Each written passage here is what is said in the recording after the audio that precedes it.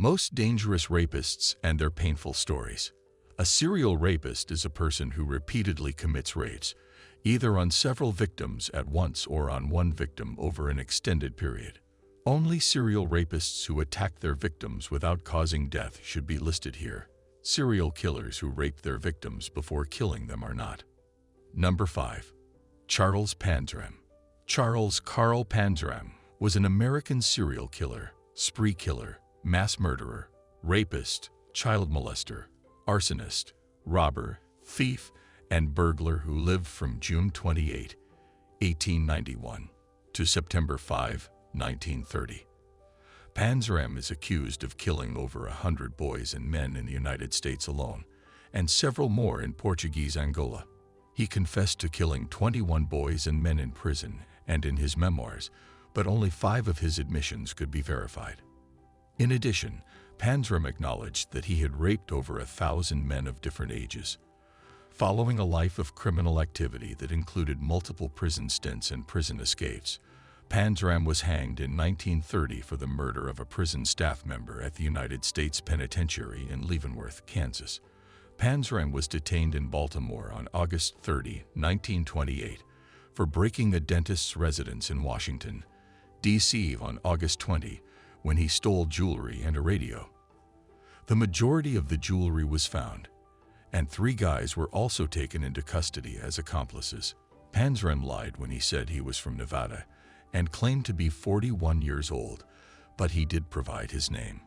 He was found guilty and given the death penalty. He declined to permit any challenges to his sentencing. Number 4. Mike DeBartolomeo. James Mitchell Mike DeBartolomeo Jr., born on March 20, 1940, and passed away on January 26, 2011, was an American who was convicted of kidnapping, raping, counterfeiting, and possibly even being a serial killer. He gained notoriety as the mall passer because of his habit of distributing fake bills in shopping centers that are close to interstate highways across the country. The Secret Service discovered evidence connecting him to considerably more serious sex crimes following his arrest for counterfeiting. He received a 375-year sentence to serve in federal prison. Despite never being tried for murder, he was the major suspect in 2 killings and is still under suspicion in several further ones. Early in 2011, he passed away from pneumonia at the Federal Medical Center in Butner, North Carolina. According to FBI profiler Roy Hazelwood, DeBartolomeo was among the most dangerous known criminals in America and the most well-documented sexual sadist since the Marquis de Sade. FBI profilers surmised that he killed the victim and disposed of her body in photos where his face was visible beside hers, but he spared her life in photos where he covered it up. The majority of the 40 distinct women featured in his collection of photographs remain unidentified. When pressing a burning cigar on a victim's back, DeBartolomeo filmed the torture and asked the subject to describe the pain and how it ached. To be precise, how does it hurt? Please let me know if you find the agony to be fascinating. Laurie Jensen, age 20, was eventually found to be the torture victim. On his behalf, DeBartolomeo entered the courtroom. During cross-examination, he forced one of his victims to listen to an audio tape of her mistreatment. When DeBartolomeo questioned the woman about being pulled into the car by her attacker, he unintentionally implicated himself as well by giving a detailed account of the automobile and the incident. He received a total sentence of 375 years in federal prison after being found guilty of multiple crimes. DeBartolomeo passed away from pneumonia at the Federal Medical Center in North Carolina on January 26, 2011. Number 3. William George Bonin.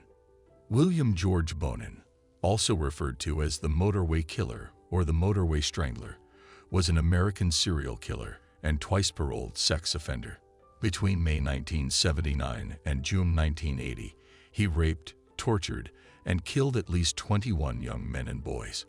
One of Bonin's 4 known accomplices assisted on at least 12 occasions. He is suspected of conducting 15 other murders. Because most of his victims' bodies were found next to multiple motorways in Southern California, Bonin earned the nickname Motorway Killer for himself. Referred to as the most arch-evil person who ever existed by the prosecutor at his initial trial.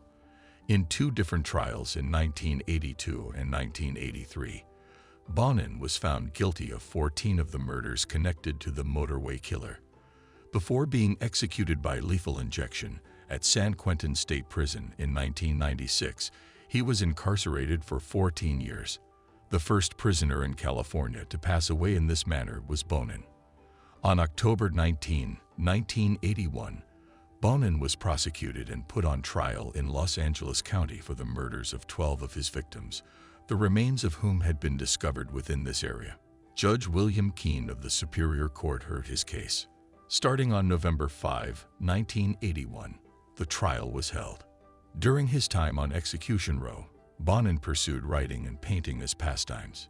Doing Time, Stories from the Mind of a Death Row Prisoner, is a collection of short stories he penned. It was first released in 50 copies for $13. He also intended to publish a book of science fiction. For his poems, short stories, and artwork, Bonin has won several modest honors throughout the years.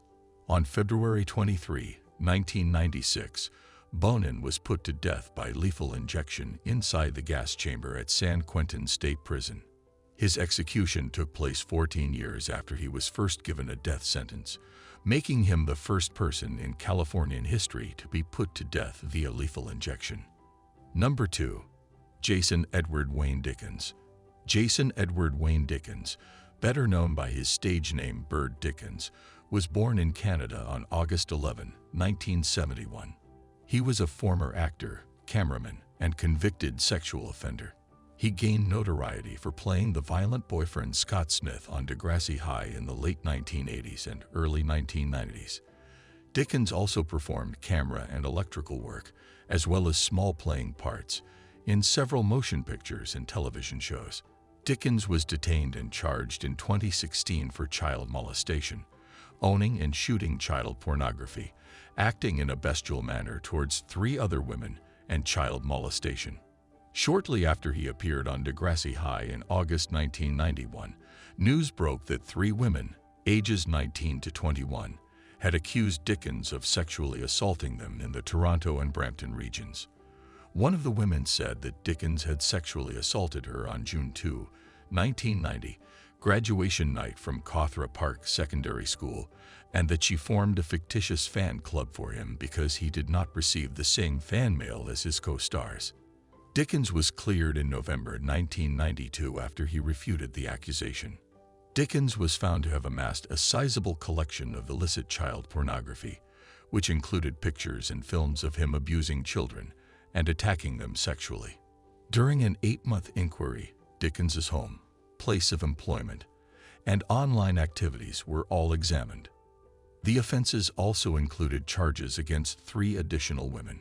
Dickens was discovered to have made at least 2 recordings of him molesting children, sharing them online, and visiting websites using the aliases RetroDeviant, Bird Dog, and Sir Dirk. The cast and crew of Taxi 22 and XXX, Return of Xander Cage, as well as Rebecca Haynes of Degrassi High, who had not seen or spoken to Dickens since Degrassi High ended in the early 1990s, were unaware of Dickens's criminal behavior. Dickens continued to work on various gaffer rigging jobs for film and television productions during the investigation. In 2018, Dickens entered a guilty plea to charges involving the recording and possession of child pornography. Number 1. Marc Dutroux. Marc Dutroux was sentenced to 7.5 years in jail, regarded as the worst repeat felon in Belgium. Initially detained for 5 rapes and kidnappings committed with accomplices, additionally admitted to physical abuse in the home, was granted parole in the face of opposition claiming Dutroux remained dangerous. 4 more girls were abducted and raped. 2 of them were buried alive, while the other 2 perished from malnutrition and thirst after Dutroux and his associates were apprehended for auto theft. He was apprehended after raping and kidnapping 2 more girls. It was also discovered that he had 4 separate homes used as the settings for the murders, 2 of which included the buried remains of the slain girls and an accomplice Dutroux had killed. Belgian citizens were outraged by Dutroux's wealth, properties, allegedly manufactured child pornography intended for worldwide distribution, his early release despite professional testimony, confirming his guilt and imposing threats, and the missteps in apprehending him and saving the girls, including the girls who starved to death once police entered the house where they were held captive. Allegations and investigations were launched regarding the infiltration of criminal conspiracies and syndicates that corrupted the legal, judicial, and governing systems and exploited Belgium in the interest of organized crime with elite and systemic ties. The breakdown of public confidence in law enforcement led to widespread systemic reform, as well as the well-known White March demonstrations led by victims, their families, and supporters in large numbers. Hundreds of deaths and disappearances of witnesses and other connected individuals in the case have been deemed suspicious and may have been part of presumptive conspiracies. Dutroux and their accomplices were found guilty and sentenced to harsh prison terms.